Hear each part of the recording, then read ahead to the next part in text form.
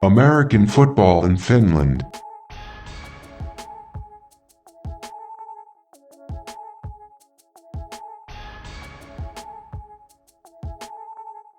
The voice in your ears is perfect Pervis, and this is American football in Finland. Today, I'm joined by co-host Coach Q and Chris Green. What's going on, fellas? What's going on? Hey, y'all, how's it going? The AFF podcast is available wherever you listen to your podcast. We're currently available on more than 25 different platforms. The show is also available on our YouTube channel, just without the video. It's just like a screen of our logo, but you can still listen to it on YouTube if you want to. So wherever you listen, be sure to rate us. Anything less than 5 stars will tell us that you are a hater. And I have checked our Spotify account. We have some haters because our Spotify rating is like a 4.8. I mean, somebody did not give us 5 stars. Hater, wherever you are, hit me up. Let me know why you're being a hater. I want to know why.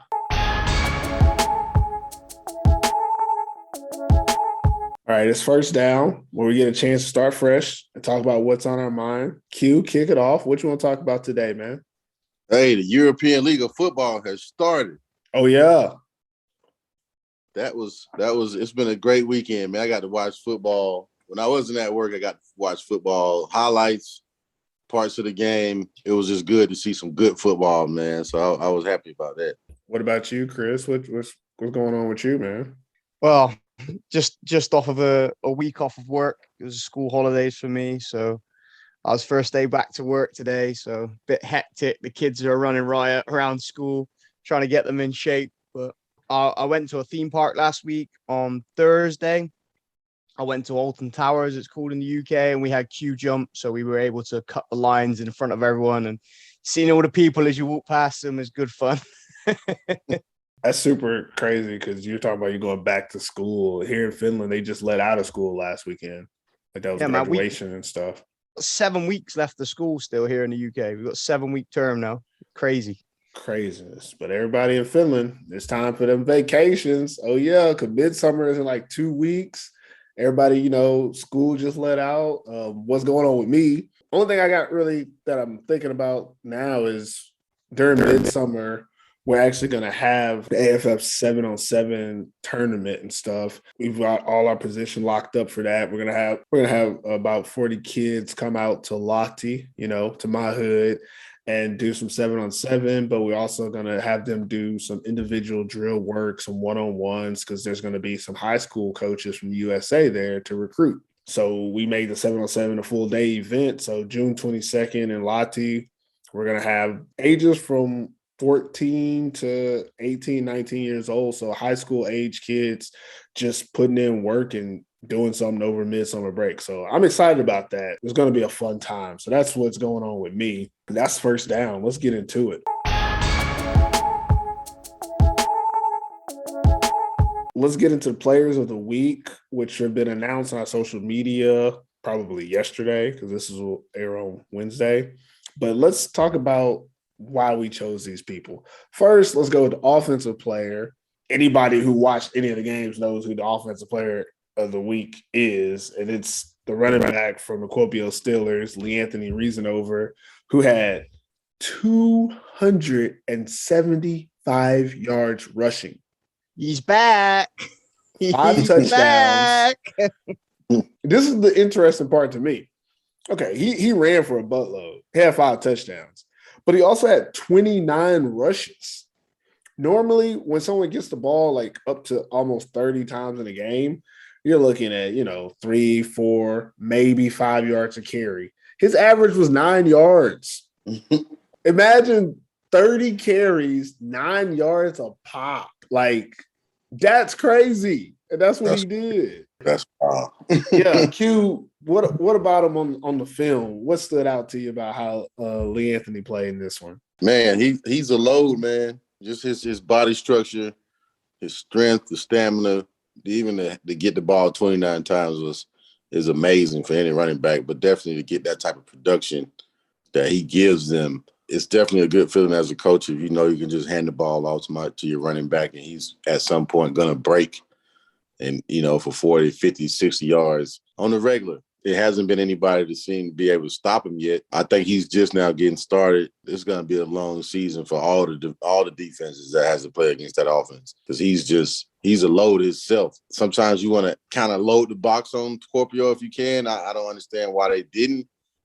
They kind of play like a different type of defense than I would have played against them, but it didn't work. So anytime a running back is getting the ball 29 times and he almost has 300 yards, your defense just isn't enough. So he was a baller. He balled this weekend. I mean, he was just patient with his runs, followed his blocks. He was patient with his offensive linemen. He had pulling guards on lots of plays where he just followed his linemen, made things happen in open space, 1 cut, 2 cut, reverse field on some runs. It was absolutely crazy. I mean, as I said, he's back. Like, that is the Anthony Reasonover that we know. He's back. I know his numbers are crazy and it looks bad, but I didn't think the Crocodiles defense was like horrible.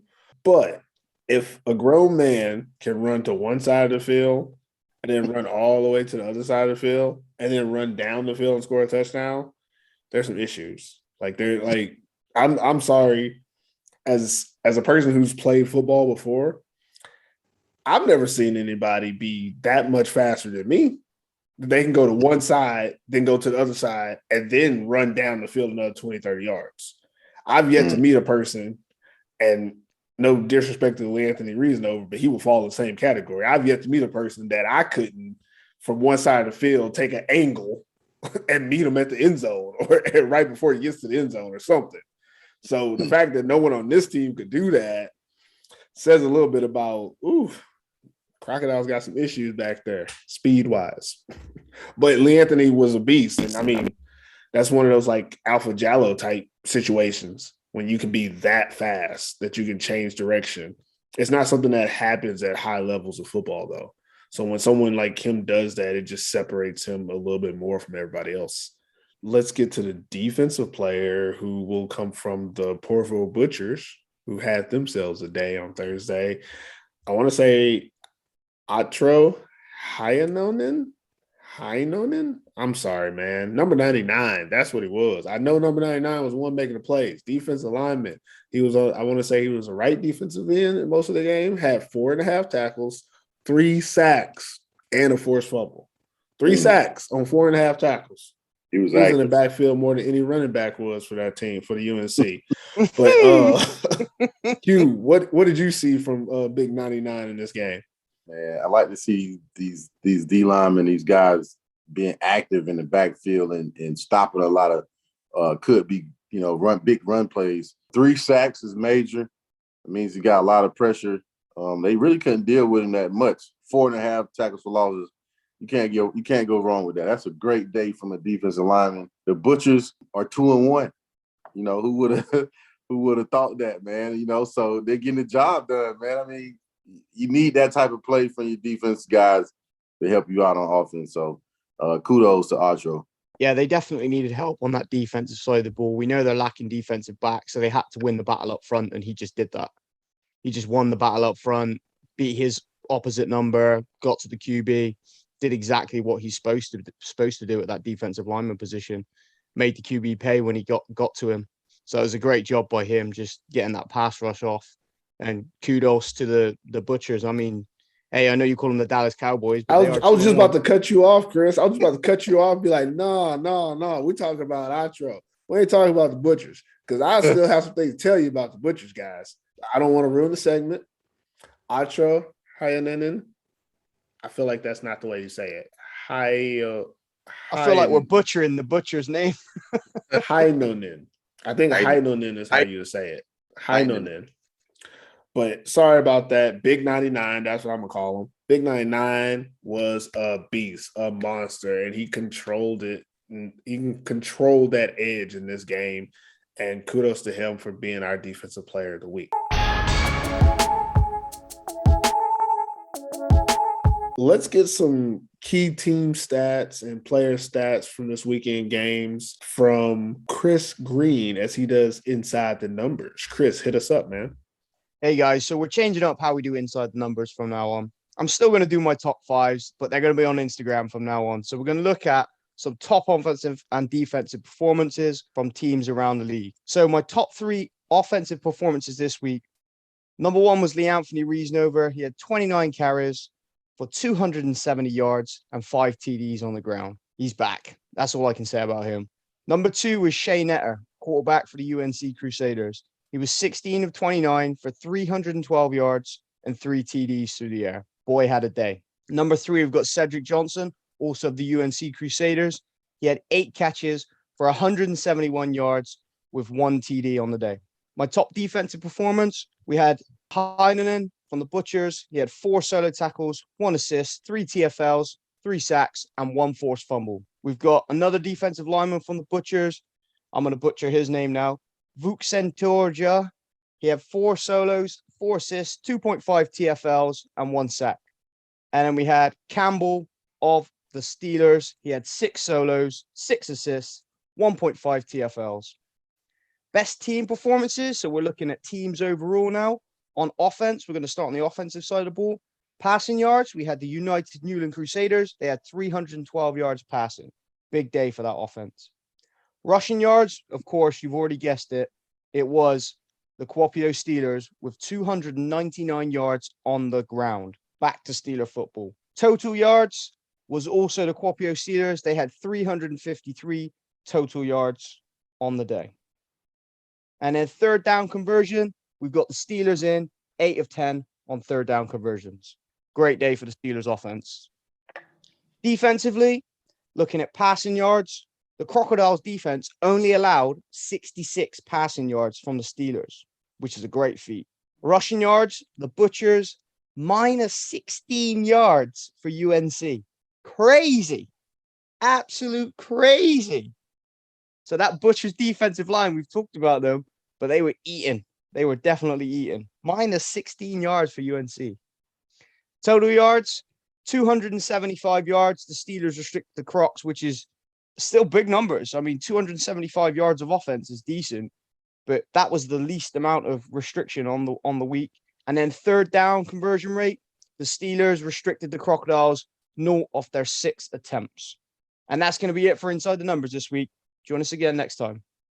Are you looking for quality football apparel and accessories at an affordable price? Reyrr Athletics is made for players by players. Head over to reyrr.se and get your drip today. That's REYRR.se. And use code AFF20 to receive 20% off all Reyrr brand products. Okay, now that we've talked about the numbers, let's get into outside the numbers. Let's talk about some players who maybe didn't, light up the highlight sheet this weekend, but still put on good performances. Chris, who did you think really stood out this weekend? So I've got the left guard for the Kuopio Steelers, Jay Rouse. Okay. He was a forefront in leading some of Reasnover's blocks. He was the pulling guard on a lot of those plays, and he was out in front being a force, making some key blocks downfield to spring Reasnover. So I've picked him as my outside the numbers this week. I could agree with that. That's a good pick. What about you, Q? Anybody stand out to you? I'm going to say Cedric Johnson. Cedric Johnson, one of the OG veterans. Him having over 100 yards, catching 8 receptions. That's a great combination. I think any quarterback can have a great combination when said on the field. It gives a lot, that deep threat to UNC's offense, which is much needed. They looked a lot better in this game than they did the previous game. So said, I think, is a big part of that, having somebody like that on your team that's a veteran, that's a big play guy. I think it'll definitely help UNC's confidence. So said, shout out to Said, though, for doing his thing, too. A good game. I think the person I'm going to put out there is another guy from UNC, the receiver, number 37, Aaron David. When I watched this game, I watched it without listening to the audio or anything, and I watched it a couple days after the game. So I had no idea who this kid was out there. I'm looking for number 12, Matthias Castano. That's my guy. But this number 37, he brings something to this team that they needed. And that's that another option. Like we talked about, Said's a big play guy, but for a lot of the intermediate type stuff, and the difference between him and Matthias is, he's a little bit bigger, a little bit more football size, so he can do some things that a smaller receiver can't do. He was very effective for them. As Chris said in the stats, they put up 300 yards of offense. Them yards had to go to somebody, and you sprinkle them from said to this Aaron David kid, and then a little bit of Matthias, and there you go. They moving. So with him on this team now, I don't know much about him. I really don't. I think he's Spanish. I think he played in Spain. I don't know much about him, but I do know that from what I saw, this could be a good thing for this offense. Him sliding into that position. He also played defense for him. I'm not going to say he was great at that, but with the Corpening brothers and some help, you'd be okay. He definitely looked really good, number 37. I'm just calling him 37, but he looked good. I don't know his stats. I don't know him at all, but I do know that he looked really good out there helping that offense progress from being a little bit stagnant to being a more potent type of offense this week. So those Can I be cheeky and go ahead? pinch one more? I'm going to say Tino Ndongo. It was nice to see him back in the number 88 jersey and be on offense. Wow, yeah. He was only on offense for one play in that Wildcat package, but he scored. I would definitely like to see him on offense a little bit more. And I think when they get to like the business end of the season, I think you'll see him in that offensive package. He's going to have to more. be. He's going to have to be. Let's bring him up when we talk about the game as well, because I have something to say about that also. But I'll let it ride.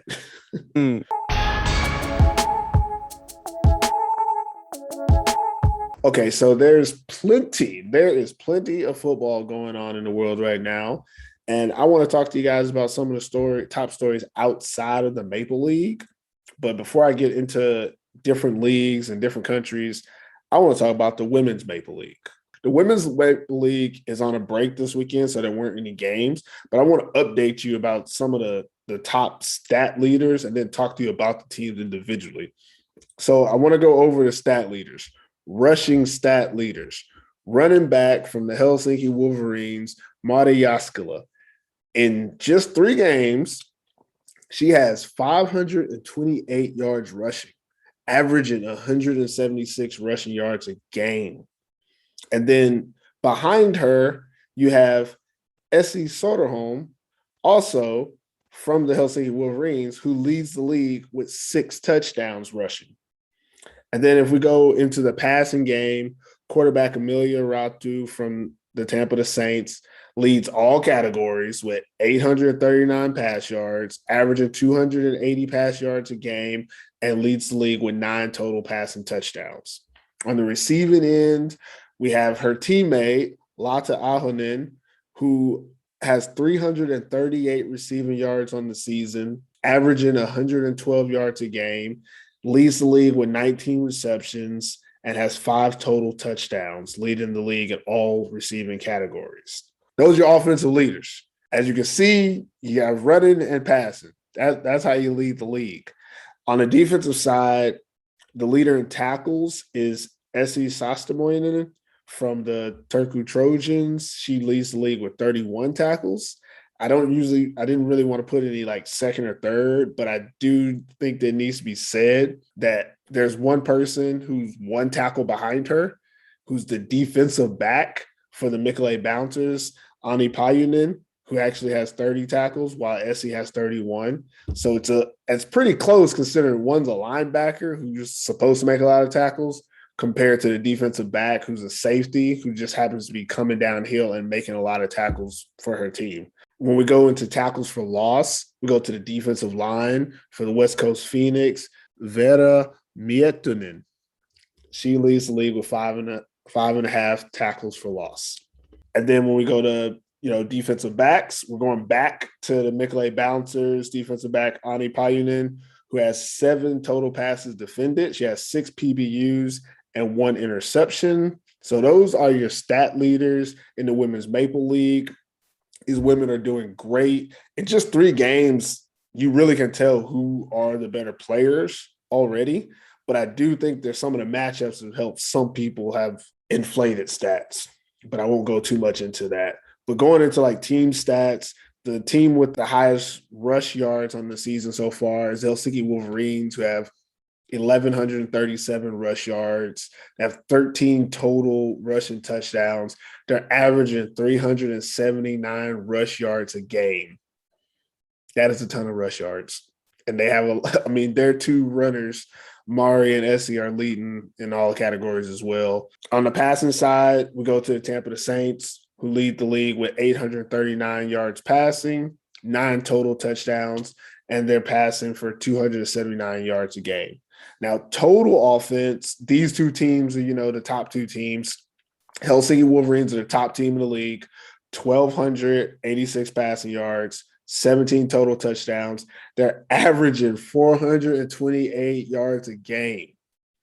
While the Saints, who have 1,134 total yards and 13 total touchdowns, have 378 yards a game. So that's about a 50-yard difference, right? Yeah, about 50-yard difference. One team rushing, one team passing. So these two teams are very close. But here's a couple more categories of stats that I want to talk about because I've been watching these games, and these are the categories that make the difference. First category is turnover margin. The Wolverines lead the league in turnover margin, and I'm pretty sure it's +7. Third down conversion, Saints lead the league with 37.5%, but also want to talk about the worst team, which is West Coast Phoenix, who have 8.3% conversion on third downs. And as you can see, those two teams have two different records. And third down changes how teams play games. The last stat I want to talk about is penalties.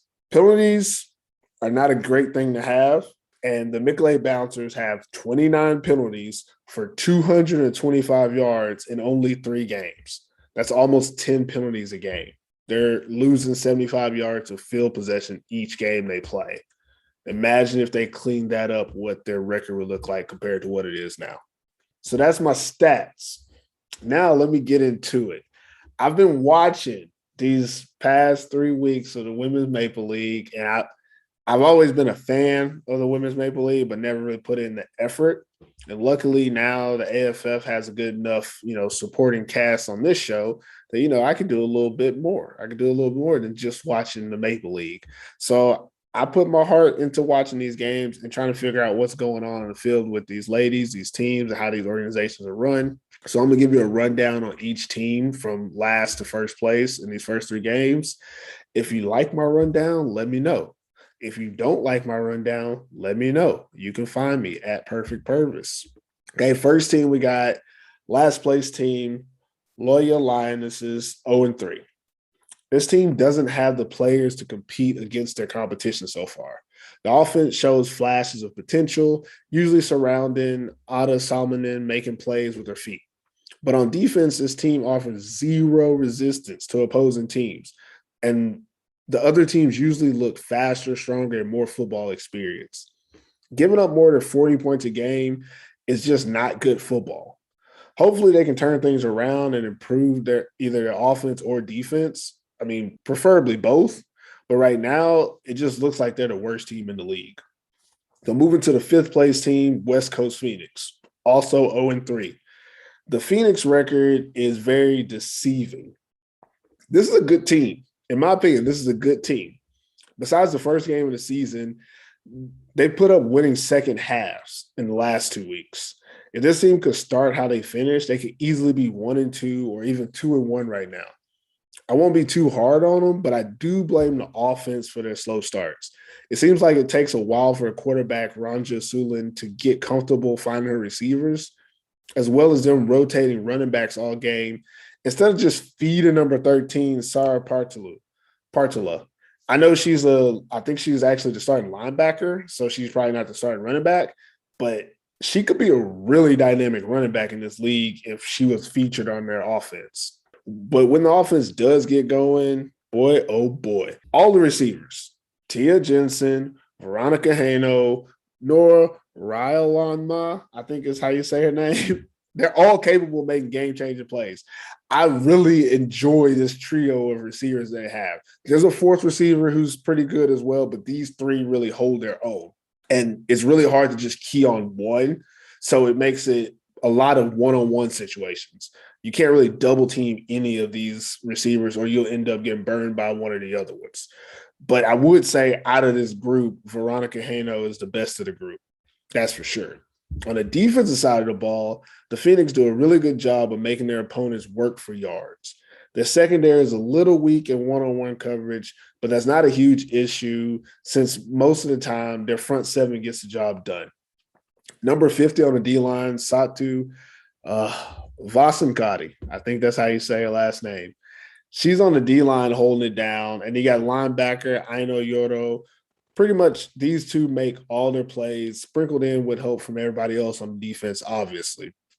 In 4 quarters, they'll give up some points, but watching them in second halves, you get that feeling that this defense can hold its own if the game was like on the line. And you really wish that they were a little bit closer to, winning at the end of some of these games, because if they weren't so far behind, that they would win the game. But their defense can only do so much by being behind from the beginning. I like the way this team is built, but if they don't fix the slow starts, they really don't have a chance of getting into the playoffs this year, because that's one of the things that's really holding them back, is losing all 3 of these games when they should have won at least 1 or 2 of them to be in a better spot for a playoff push. They might end up this season doing what they do in these games and having a late push and it just not be enough. But moving to the 4th place team, Mikkele Bouncers, who are 2-1. Got to be honest, me and the Bouncers, we're going to have a love-hate relationship this season. I love what they can do, but I also hate what they do. I know it don't make any sense when I say it, so I'll try to explain it. In my opinion, the Bouncers could easily have the best defense in the league. And when I say that, I need the Wolverines to calm down, because y'all have the best defense, but they could have the best defense in the league. But what they don't have is an offense on the same level. I like that they've tried to open up the offense some and incorporate more than just handing it off to Amelia Kempe, like I saw last season. And I love that they get targets to Mila Korhonen as much as possible. Little number 23 out there catching everything, soft hands, quickness, agility. I love it. But that's all they have. That's pretty much it. And no disrespect to the other players on offense, but they don't have any other options to move the ball down the field. And I'm not ignoring that every once in a while somebody makes a play, but when this team gets in a tight spot and needs a play, Kempe is probably the only reliable option, and that makes them somewhat predictable and limited in terms of controlling the game from the offensive side of the ball. Now, on defense, I have nothing but confidence in this team. Their defensive front is good. It's not great, but it's good enough to get the job done against both the run and pass. What stands out really is their secondary, specifically number 14, Ani Pajunen, who plays safety like a young Ed Reed. And if you're too young to understand the reference, that's okay. But basically, this is a young player who's like a ball hawk. She gets to the ball whether it's a run or a pass play. As I said earlier, she's second in the league in tackles, and she leads the league in passes defended, which means if the ball is anywhere, she's there. And that's what she does really well. She even probably could play some offense for this team. She had that pick 6 for 70 yards, which means she has the speed. She had to outrun a whole team to do that. Also, Sarah, I can't say these names. I'm so sorry. The girls' names are much harder than the boys' names, and I'm new to most of the names, so it's a little bit more difficult. But Sada Asakainen and Vivi Pasanen both look good at the cornerback positions. That's number 18 and number 93. I keep saying your numbers because when I'm watching, I see numbers. I don't really see names. I just see numbers right now. So the Bouncers, their defense, it looks solid all around, but if they're on the field too long due to an offense that can stall, they will eventually give up points like anyone else. And that was evident when they played against the Wolverines, when their offense really just gave them no relief. But the Bouncers are a dangerous team. They can see themselves in the Maple Bowl if they get the right matchup in the playoffs. And that's how I feel about them. I feel like I like them, but I don't like them. I love them, but I hate them. I don't know. Moving to the 3rd team, Tampa the Saints, who are 2-1. I know there's no truth to it, but the Saints remind me of a mix of both the West Coast Phoenix and the Bouncers. And what I mean by that is that on offense, they do a great job in the pass game, pretty much a better version of what the Phoenix offense is. But then on defense, their 2nd and 3rd level defense is really good. I'm not going to say it's as good as the Bouncer secondary, but their D-line makes up for it with better pressure and tackling. So to get off the comparisons, This offense is the most modern football style in the league.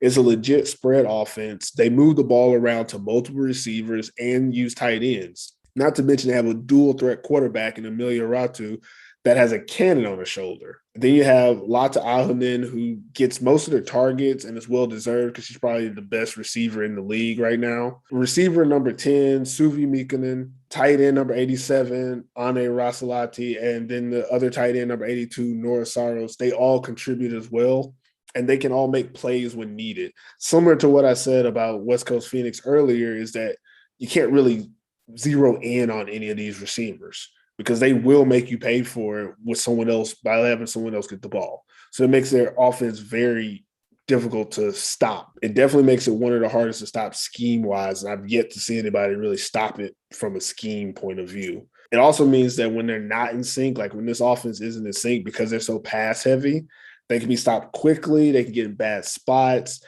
coupled with the fact that they're really progressive on special teams. They don't really punt. They don't really kick. So if their offense isn't working, they can lose field position very quickly. And you'll see that's how they almost gave up this last game against West Coast Phoenix, is just at some point your offense has to be more consistent. But when they are consistent, they put up points really easily. That's why they're still the number 2 offense in the league, and they lead the entire league in passing. And they actually do a really good job of it being at a 50% completion percentage. And when everything does click, this team probably could be in the Maple Bowl at the end of the season.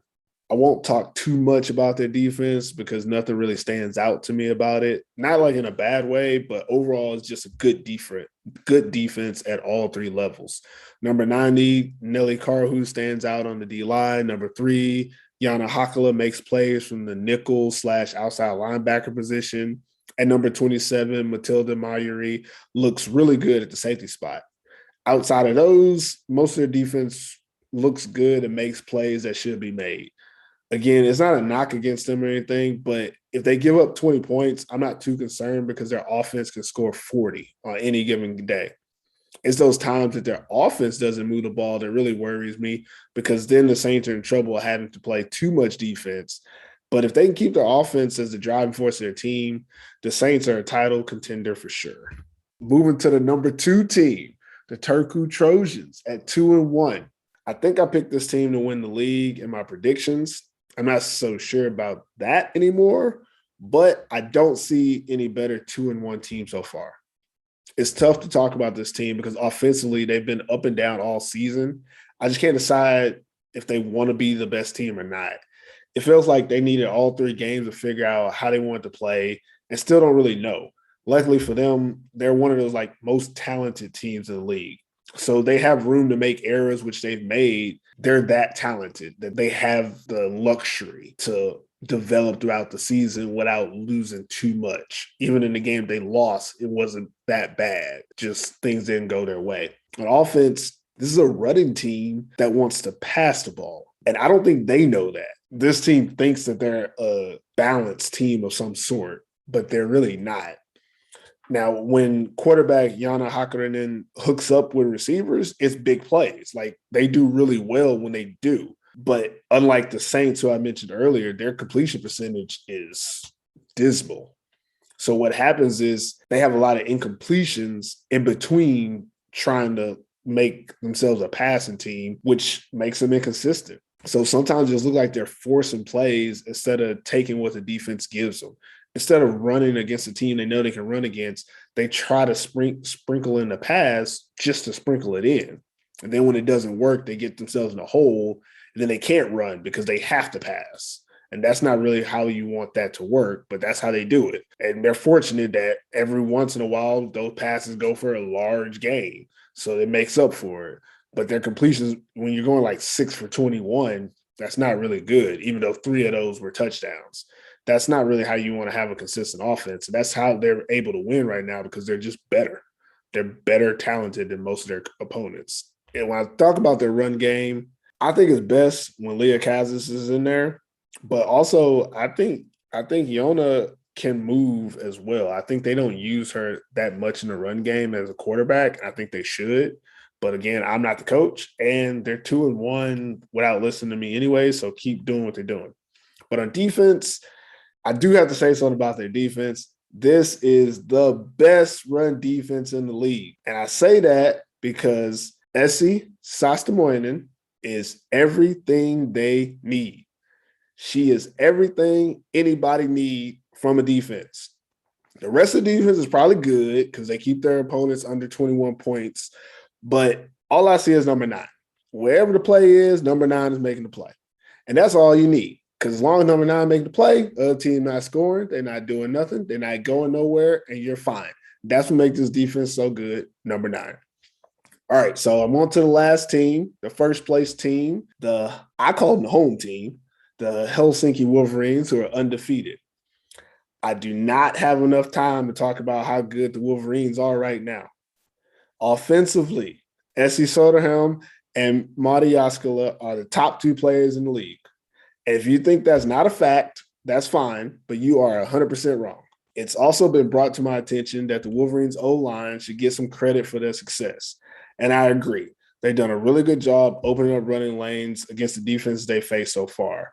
This offensive line, especially one player that really stood out to me was the left guard, I think. Is he the left or right guard, number 72. I've seen her in some situations where she purely just outstrips her opponents.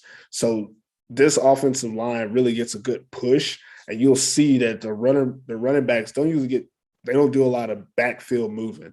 They hit the hole that is there and then make people miss. That's the offense creating that hole in the first place. Now, the Wolverines defense is good, not great. I'm not talking stats. I'm just talking about the eye test. They've had 3 different games. All 3 of their games have been totally different in how they've played it on the defensive standpoint. The D-line makes a case for one of the best in the league, in my opinion. Mina Lehtinen, she's a monster up front. Big number 73. Whoever she's going against, she owning them. She creates opportunities for her teammates on the second and third levels, and it just really opens up the entire defense that she can control her side of the ball. And that brings me to the second and third levels. I got to be honest. I only see number 22, Yannicka Nikander. She plays, I want to say safety, linebacker, outside linebacker, sometimes middle safety. I don't know. All I know is that sometimes she's close to the ball. Sometimes she's far back. If it's a run play, she makes the tackle. If it's a pass play, she breaks it up. She is the second and third level. And I think that there's probably some holes on this defense in one of those 2 levels, but I can't see those holes because Yannick is there. And that's what really makes his defense special, is having players that can move around and create that opportunity that you can't see any weaknesses. And this is why I think this is probably the best defense in the league, is there are no holes. It's just impenetrable. No one has found a way to score consistently on this defense. And I don't think anybody will. I don't think it's even possible, but it's a long season. Maybe somebody will figure it out. But until then, this team looks like the best team in the Women's Maple League. All right, that's my rundown on the Women's Maple League. They will be back this week. All games will be played on Sunday at 2 o'clock. The Mickle Bouncers will host the Turku Trojans. Also at 2 o'clock, the West Coast Phoenix will host the Loyola Lionesses. And then at 6 o'clock, the Tampa Saints will host the Helsinki Wolverine. Moving on from the Women's Maple League, I don't want to talk about anybody else. I just want to get into the international stuff. Let's talk about ELF. I want to know your guys' opinion on it. I only saw a few highlights. I didn't get to watch it. I had my own situations. But obviously, I've been on the line, and the line has been popping all weekend from the ELF first week, good and bad. So what are your thoughts on it, Q? Oh, man, it was some surprises. Some of the new teams that came in, they lived up to expectations. Some teams that came in had some sketchy first games. A lot of players that were on other teams last year, moved around and made some differences. But right now, what stood out to me was the Hamburg. Their defense, man. Shout out to Kendra Edison, man. Defensive coordinator of Hamburg, man. I'm talking about they flying around like they're the Ravens or something out there, man. It's crazy. Like, to watch what their defense did against a good team. to watch what their defense did. They basically just started where they left off last season. So that's what stood out to me. The Rainfire, they won a surprising first game too. Right? That surprised me. Yeah, it went back and forth the whole game, and then came down to a field goal. So that was a good start to the season. But seeing the Raiders, Forco play the Vikings, they always have that type of game. They always battle pretty much every year. So I can't wait to see one of those teams play somebody else. Other than that, it was some losses and win, that first game stuff. So it was just exciting to see a lot of those players still out there balling, and some of the new guys coming along too. So it was some good football. I'm looking at the wins and losses, and I mean, first of all, who's playing defense out there? Like, is anybody? Barcelona Dragons are playing defense. They only give up 9 points. Are they playing the Stuttgart Surge, and there's a stick on the Surge saying do something? I didn't see the game, but I know who the Surge are. We all know who they are. That's the fucking Kotka Eagles of the ELF. Ooh. Do something, guys. But I mean, you have 6 games besides the one game, the Stuttgart Surge and Hamburg putting up 43 to an 18. Almost everybody's scoring at least 20 points. They're all close as well. We're all within one score. One score. Yeah. Only the 2 blowouts where teams didn't score 20 was it more than one score. That's a damn good first week. Yeah. And you got new teams as well putting out a showing, like the Istanbul Rams. And to be honest, they probably lost that game because they had a few key drops. They could have quite easily beat the Cologne. They could have quite easily beat them.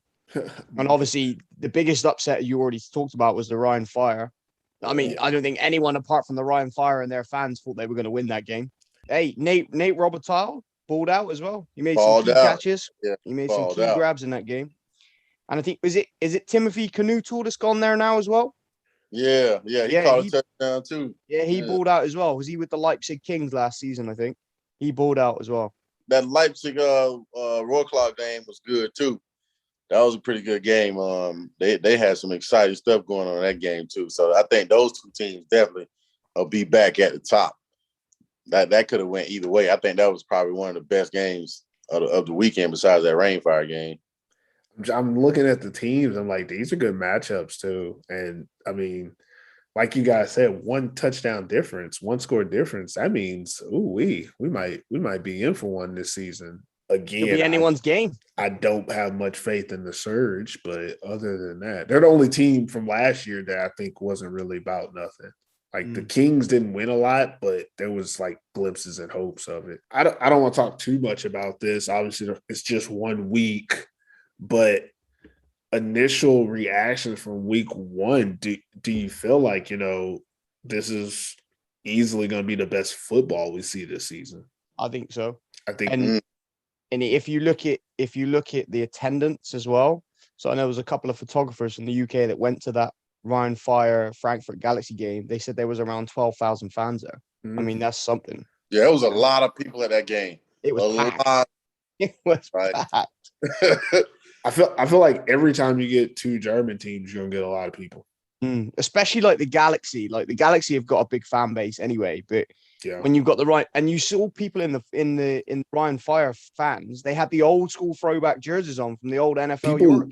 People love the NFL Europe aspect of this. Like people are really, really digging at it. But yeah, that's the international stuff.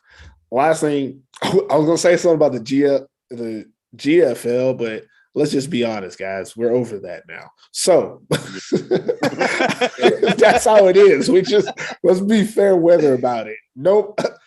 I think Schwabers Hall is in the CEFL too, beating teams. That's kind of interesting. But I want to talk about the Italy playoffs. They're going to start up this weekend. It's a crazy thing out there. You have the number 4 seed Ancona Dolphins. You're going to play the number 5 seed Modena Vipers. Winner gets Milano Seaman the week after that. And then on the other side, the Guelphi Fringe are the number 3 seed, and they're going to play the Bologna Warriors, who are number 6 seed. winner gets the Parma Panthers out of that. The Parma Panthers are playing in that CFL Cup final against Swedish All Unicorns as well. Oh, okay. Add that in there, yeah. I don't keep up too much of the CFL stuff. So that's in other news. That's Maple League, Women's Maple League, and international competitions. I might have to just start sticking it to just those two categories. If you're listening to my voice, you're now part of the AFF community. But don't be shy about supporting us. Head over to our website and order some AFF swag. Get a t-shirt for this beautiful summer weather, or a comfy hoodie you can rock all year long. And if you really want the drip, scoop up one of our limited edition snapback caps. Everything you need to represent the AFF community can be found on our website at americanfootballinfinland.com/merch. We all know the results of last weekend's game, so let's get into it. Which teams won and who lost? First game, I'm going to let Chris take it. Did the Butchers win this one, or did the Crusaders lose this one? I'm going to say that the Crusaders lost this game. And the reason why I'm going to say that is because their offensive line play was terrible. We know the Butchers had a good day on their defensive line, but there was at least 3 or 4 snaps that went straight over Shea's head. I mean, you're giving that boy no chance. And he still passed for 112 yards. I saw 2 snaps go over his head, and those 2 snaps were turnovers. So 2 out of those 3 bad snaps cost him field position and the game probably. I mean, you're not going to win a game giving the ball away like that. We talk about turnover battle all the time, and you're not going to win the turnover battle when you're snapping the ball over your QB's head. I mean, it's basics. Weren't they up they were up 13-0 in this game? There was a few lead changes. They were up a couple of times in the game, and they were blew up it 20 to something, right? Yeah, 21-14, I think, at one point. 2014, because they were down 21-20 at half. Yeah. So that's damn shame. Q, you got some thoughts on this game? Crusaders look like they got better, I believe. I will look at that. Shea Netter, he made some things happen on offense to a couple different receivers, but the Butchers was supposed to win that game. Sorry to say that, but the Butchers were supposed to win that game.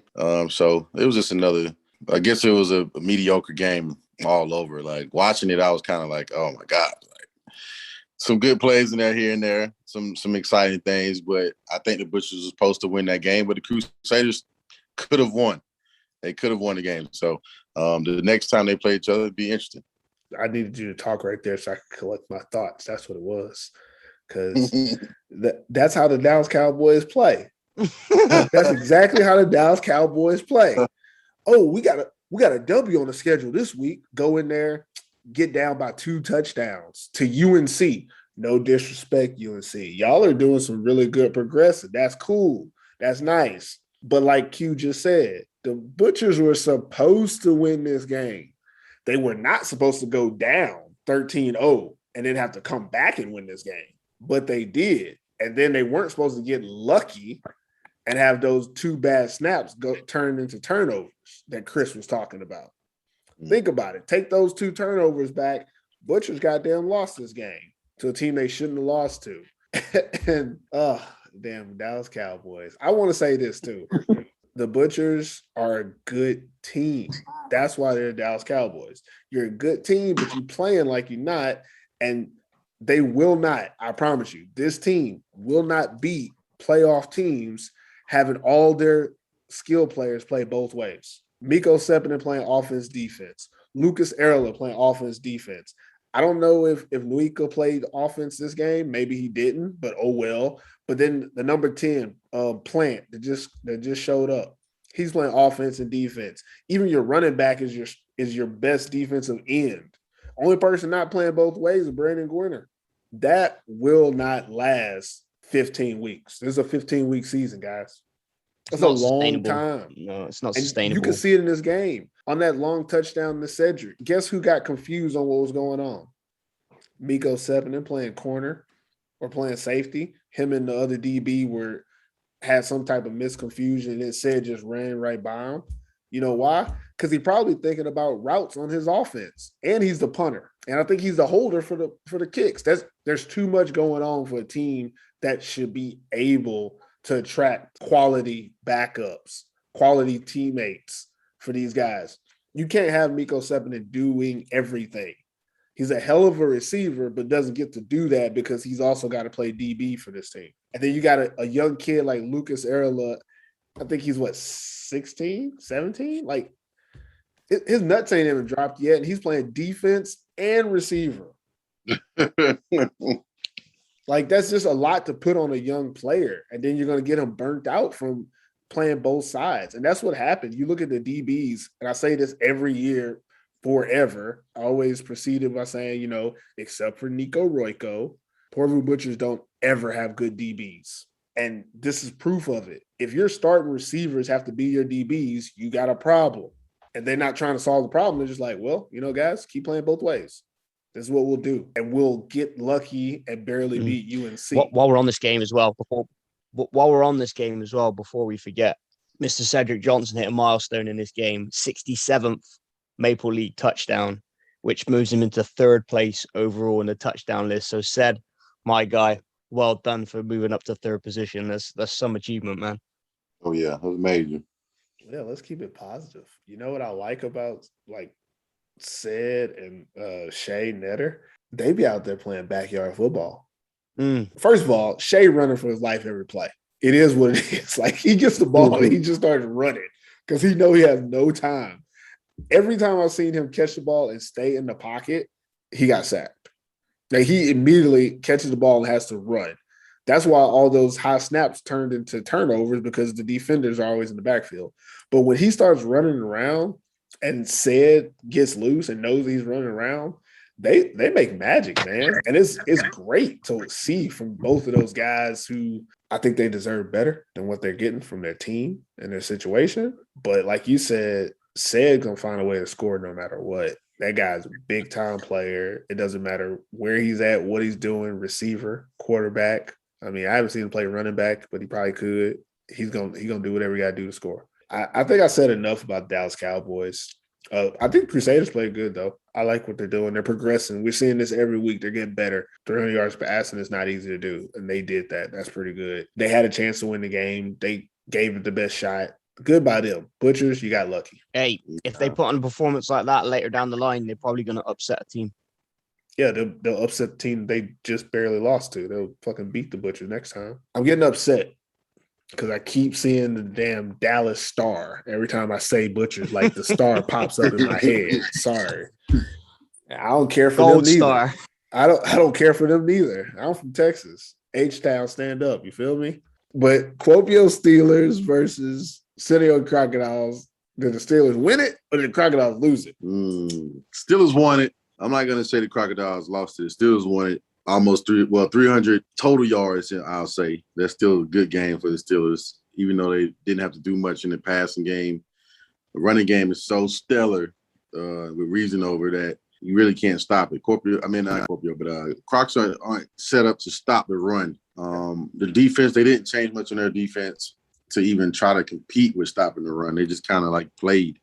But they were in the game. Their defense played. They didn't give up a lot of major big plays in the passing game. But you can only stop Reason over for so long when you don't really have a lot of depth on defense like that. So they wore him down. He had a lot of big runs at some crucial times, some crucial first downs that kept a lot of drives going. Offensively, Kuopio passing-wise wasn't a factor in this game. And I think that's what kept maybe the Crocs in the game as long as it did. But the Crocs have to find some type of consistent offense as far as passing the ball. Stedman didn't have a bad game. He just didn't do the most. 14 for 22, man. 14 for 22, 182. It wasn't bad. He was efficient. He was efficient, but it wasn't what you need against a team like Kuopio. You need touchdowns. You need, 3, 4. Who gonna catch him? Let me throw it out there. Who you want to catch these passes? Because they got somebody standing out there with numbers on. So somebody need to. I don't know who's gonna do it, but all I'm gonna say is I told you guys in the group chat, I don't understand finish. I understand a little bit, but I tell you this much: they threw a touchdown pass. The guy caught in the back of the end zone, and I heard the announcer say, Timmy Thomas, and Spencer Cutland. And that told me everything I need to know. I need no context. If you're still talking about receivers from 3 years ago, you ain't got nobody. Like, that's what I feel about it. I think the young guy, Sarkala, he might not be young anymore. I think he's a good receiver, but they don't have a number one guy. There's no Nathan Robitaille out there. There's nobody that you can go to. They found ways to get Christian Powell in the game, but there's only so much when everybody's watching him. It wasn't an ugly game by the Crocs, but it's just offensively they need more. They really need more to get Powell. You know, he's going to do his thing, but like I want to see their offense open up a little more. Maybe they need to sign another receiver to help out on that offense. I think they're going to have to do something because now they're getting into it. We're pretty much almost in that halfway mark of the season. And I think another game, you should be pretty much seeing your identity. You should know what you can and can't do on offense against what teams. And I think the Crocs right now, this team that they have right now, I don't see them beating any of the top teams when they absolutely have to. And that's what you need to try to get to. You can say, oh, well, we were in the game up until this point, and you can take some good things away from this game. But at the end of the day, if you had to play them again, what would happen? Reasono would probably do the same thing he did. Your offense would probably do the same thing it did. So the Crocs need to find a way to just be better. But to answer the question, Kuopio won the game. Simple and plain. I want to put an asterisk on that. And I know I'm excited today, guys. Sorry. I want to say Reasonover won. Can I say that? Would that be too much? You can say that. You can say that. Just from what I saw, I agree. Like, the Crocodiles don't look bad. They don't look as bad as that score was. They don't look that bad. But also, I'm watching this defense. Their front it's good. What is the last chance you got? Emmett Gooden. He was destroying the middle. If you watch, Reasonover never went in the A gap. No, he didn't. And if he did, he waited 18 seconds before people cleared the way, and then he went. But what really happened was you got an undisciplined defense. They see ball, everybody goes to the ball.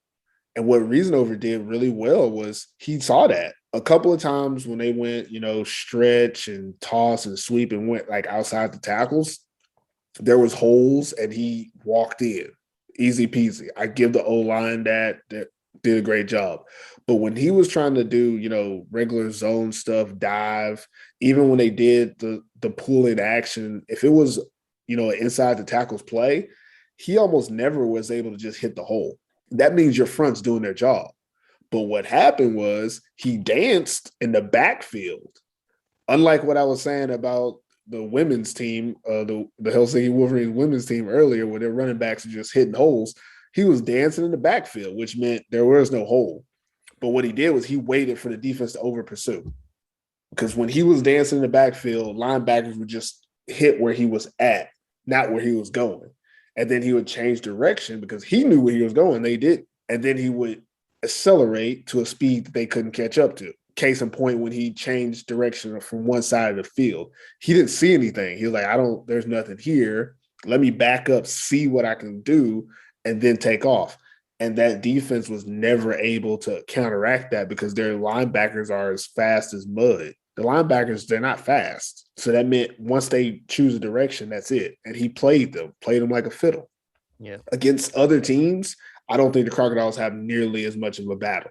I don't think any other running backs in this league outside of Christian Powell, who's on their team, is going to be capable of, slow playing them to that degree. Because I think against another offensive front, someone like Emmett Gooden gets through. Like, he doesn't get held up by two guys blocking him, and then you change direction. I think he gets through, and the running back doesn't know what to do, and he gets tackled.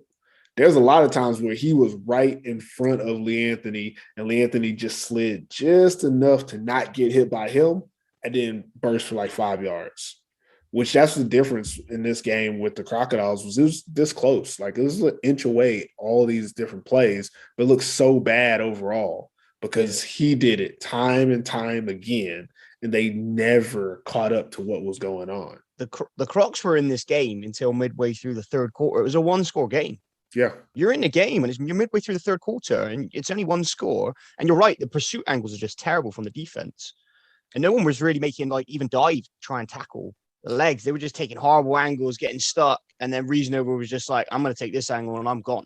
And that was it. And the Crocs defense, they just couldn't get hands on it. What's interesting is that we talk about the Crocodiles offense and their play calling is more balanced, but it's not more effective than if they were to just give the ball to that guy 30 times. Look at what the Steelers did. They could have, in this game, they could have been like, we're going to call more pass plays, but they didn't. They gave that man the ball and he did his thing. I feel like if the Crocodiles don't get their shit together, maybe they took Chris's words too much to heart at the beginning of the season when he said they had to figure out another way to, spread the ball around. Yeah, you got to figure out a way. You got to find a way to be possible. But you can't be stupid. You can't take the ball out of the hand of the man that's going to get you there. Like, this guy is going to get you there and you know it. Give him the ball. Yeah. I mean, he had 20 touches. So true. He did have 20 touches. But I wanted him to have 35. Well, yeah, I mean, Reasonable had 29 touches. I'm not afraid of those 35 touches. But I think if you look at it in the context of the game, yeah, he had 20-something carries, but when he got those carries, there's some chances where we saw when they did the little toss to the number 83. Don't do that. Give the ball to him. Like, don't waste those opportunities for someone who's not going to make the play for you. Even if it means like, okay, he only gets 3 or 4 yards, he'll wear that defense down is a much better strategy than let's try to get the ball to somebody and hope it works out. When you're throwing to those receivers and you don't know if they're going to catch it. On the touchdown pass, the kid bobbled it in the end zone twice before he caught it finally as he was falling down. I didn't like that. I didn't feel good about that. I didn't feel like, oh man, that was a hell of a play. I felt like, I'm glad he didn't drop it. That's not how I want to feel on a touchdown. I should feel like, he made a touchdown. And that's just what I feel like the Crocodiles, they're getting in their head too much about, we have more than Christian Powell. Yeah, but you don't need more than Christian Powell. Look at what the Steelers did. They literally gave the ball to one guy and said, this is cool because we're going to win. And that's how you win a game. And I feel like there's a confidence level to it. You got to just be confident in what you do. And the Crocodiles are not confident right now. Yeah, I mean, he still averaged 3.5 yards. Yeah, he did good. That's fine. Christian Powell. And that's what you asked for. 3.5, 4 yards a carry. That's a first down every 3 plays. He did good. He did good. And good is how you lose to the Butchers. Yeah. That's what it is. Some teams, if I'm talking UNC and I'm talking Kuopio Eagles, I'm going to let you slide with good because you know what? That's about as good as you're going to get. But we consider the Crocodiles a playoff team. Playoff team has to play to win and be great. The fact that they lost to the Butchers should let you know you need to do something better than good.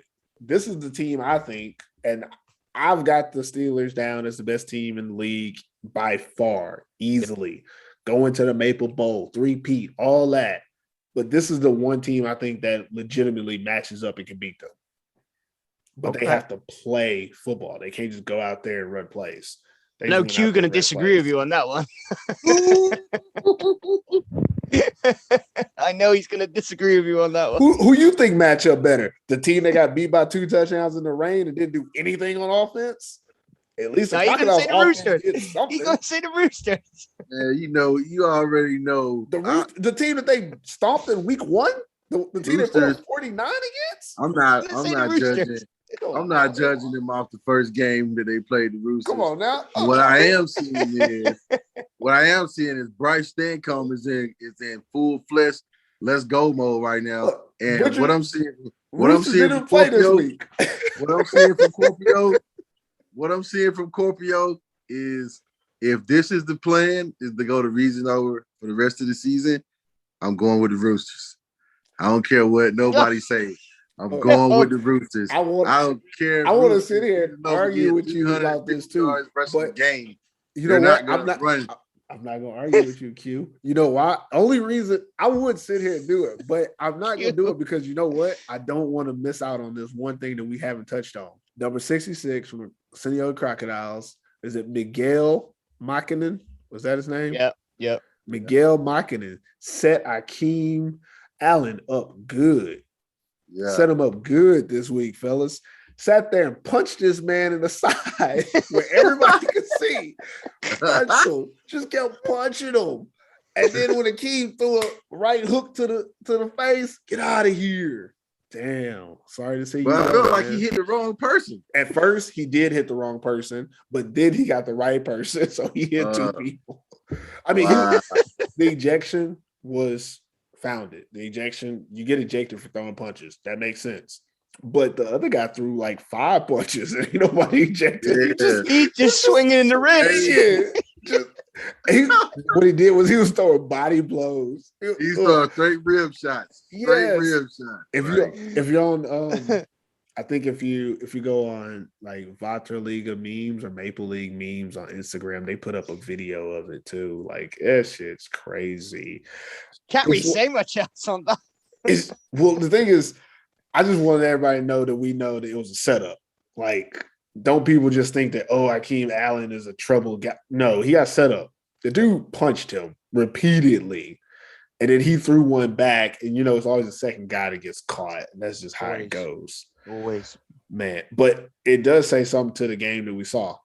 These two teams, it was chippy all game. All game, it was chippy. And a better chippy than when they played the Wolverines. I feel like when they played the Wolverines, it was chippy off of hype. This was chippy like they just don't like each other. Like it was a lot of pushing and shoving on that D line and O line from both teams on both sides of the ball. Now the punching was a little much, but I'm okay with it. They was getting dirty down there. I'm okay with most of that. I didn't like the punching because I felt like that was just fucked up. How he just threw them rib shots. He was just jab. This is what's crazy if you didn't watch it. He wasn't just jabbing the guy. Someone else was blocking him. There was a double team. Yeah, so it was double teamed. He's getting blocked and jabbed at the same time. So he can't even like get off the double team to fight to protect himself. Like he had to use both his hands because there was another guy. The other Otto Makinen was blocking him. And then the Miguel Makinen hitting him in the side. Like that's a tough situation. One reason why I'm glad I was never a D lineman. It's tough down there, fellas.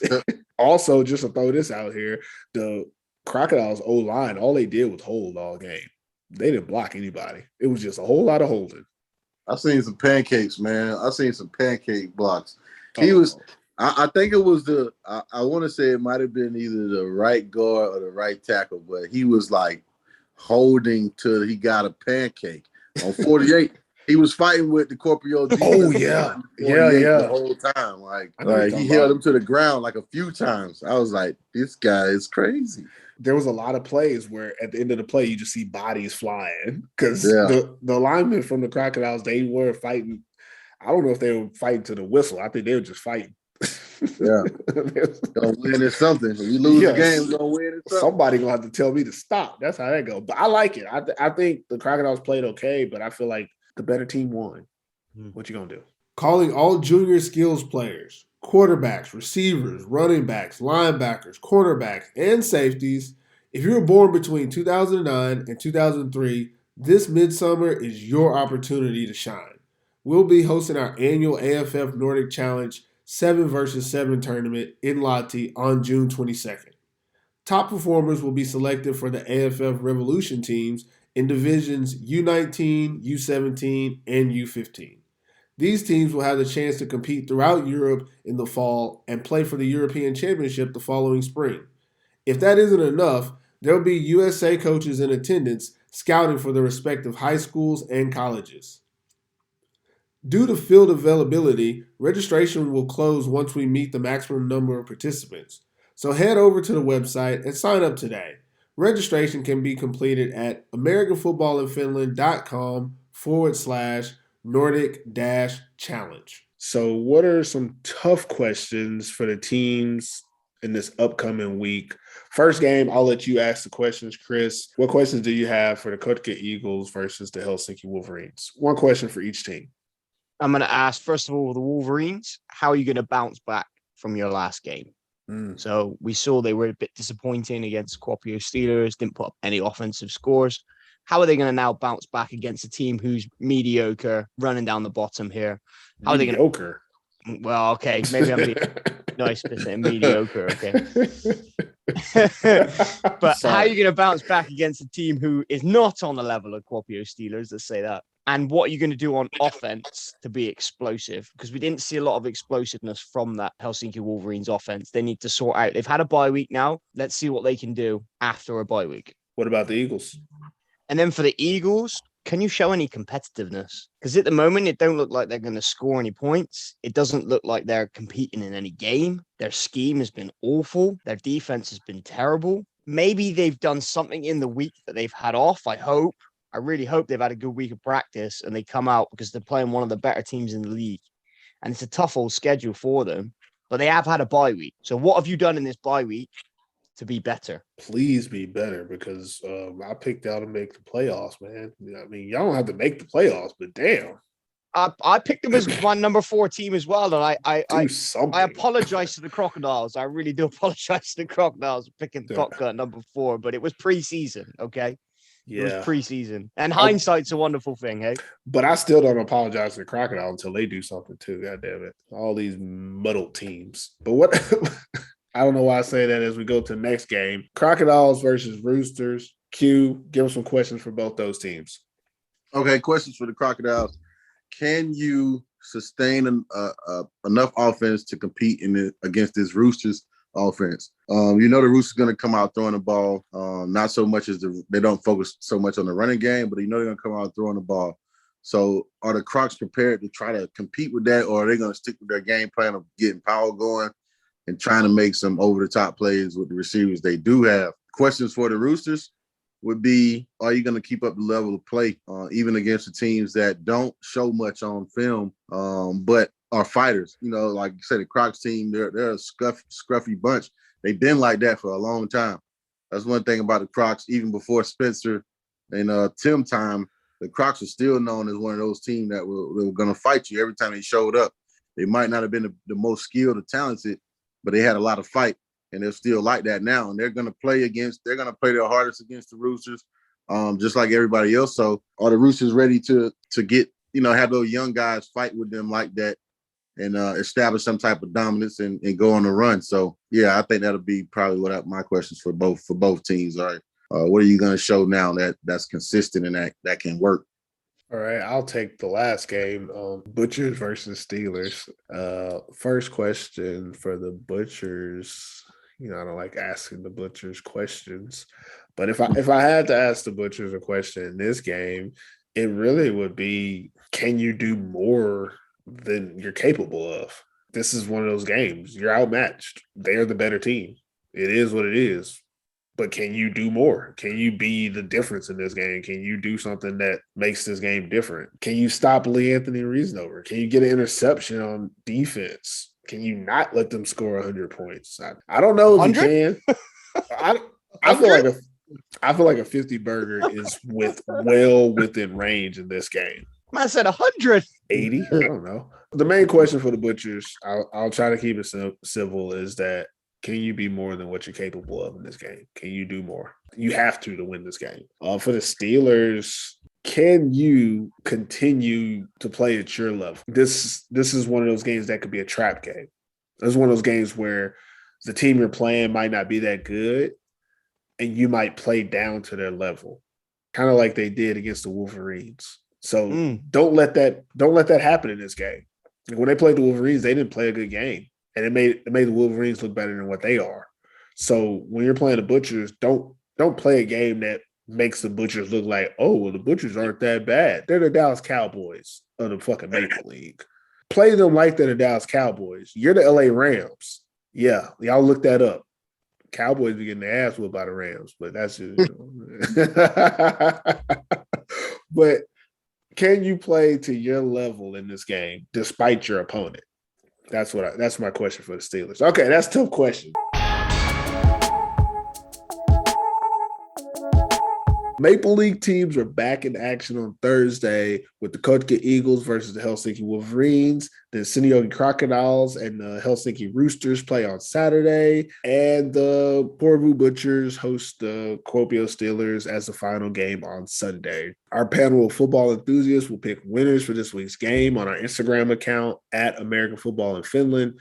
Feel free to find us in the comments with your thoughts. Right now, Chris Green is 9-0. What? Perfect Pervis is 8-1. Finland Swami is 8-1. Spencer is 7-2. And Coach Q would be 6-3. Run it. I'm coming. In last. That's what you're doing. You're in last. Look good, play good. It's as simple as that. And Reyrr Athletics will help you look good in their fully customizable team uniforms. Made by players, for players. Reyrr Athletics produces high-quality uniforms for teams all over Europe. Reyrr also allows teams to design custom apparel for comfortable travel and workout purposes. Visit Reyrr.se today to take your team to the next level. Stay sharp. That's it for this episode of American Football in Finland. Hope it was worth the listen. Any last words before we get out of here about anything, including burgers? The Roosters are going to put up a 50 burger against the Crocs. The Crocs are going to score 14 points, but the score is going to be 50-14. It's going to be over 50. Let's just say Q said it. 50 burgers. It's going to be over 50. I love a lot of the Crocs guys, but I just feel like the Roosters are going to like make a statement this game. So if they don't, then I'll take it back. But most likely they're going to score 50 burgers. What about you, Chris? Any last words before we get out of here? I'm just wondering when the first big upset of the season is going to come. It could potentially come this weekend. Oh, that's all I'm going to say. Don't be hiding stuff on the cast. If an upset is going to happen this week, it'll be the Crocs beating the Roosters. But I still would pick the Roosters to beat the Crocs. The Crocs are at home. Hey, I'm picking the Roosters. I'm just saying, if an upset's going to happen, it'll happen. Helsinki to Seinäjoki, that's not an easy travel. It's not. And it's one of the games where I'm worried about that could ruin my perfect record so far this season on my pick 'em. Hey, I don't care. I'm a little bit worried. Terminator, Willie Beeman, whoever else they need. Fucking, they're not beating the Roosters, bro. I don't care where they play at. I don't care if they're playing Spain. They're not beating the Roosters, bro. Oh, this Rooster-loving guy, man. Aren't the Crocodiles the team that the Roosters put up 80 on a couple years ago? He probably did, but they didn't score 50 so many times in the last 5 years. It's like I was just about to say the reason I said that is because I really think you're right that the Crocodiles don't play the Roosters well in the past. Yeah. It hasn't been a good it's never close. I don't think it's one of those. Kotka, we watching you, Kotka. There you go. It's all on Kotka, man. It's all on Kotka. Well, I think that is the last words then. So if you enjoy the show, please follow us on all podcast platforms. We're pretty much on all of them. If you know one that we're not on, let me know and I'll get us on it. And don't forget to rate us 5 stars as well. Anything less will tell us you're a hater. Don't be a hater. Be a congratulator. You can follow us on the gram and Facebook at American Football in Finland. Also, by following us on all channels, you have a chance to win football merch provided by our sponsors at Reyrr Athletics. Be sure to follow the instructions in the episode description below. Now, I feel like people don't understand. When we post this episode on Instagram, there's a contest. You get free stuff. All you have to do is comment with somebody's name and I think put a hashtag. Chris did it last week. He thought he was going to win. That's not going to happen. But he tried. Hey, I tried my luck. He shot his shot. Hey, you got to be in it to win it. Look at Chris trying to win. I see his name. What is Chris doing? He's like, yeah, you never know unless you try. He tried. But again, if you want to win free stuff every week, we do this contest. Every time we put out an episode, you just type in your name, tag somebody, put a hashtag, and you got a chance to win. And it's usually something pretty cool. I think I haven't won personally, but the Reyrr guys, they've been, very kind and giving away free stuff. So you can get some of that free stuff. So until next time, never forget Rooster!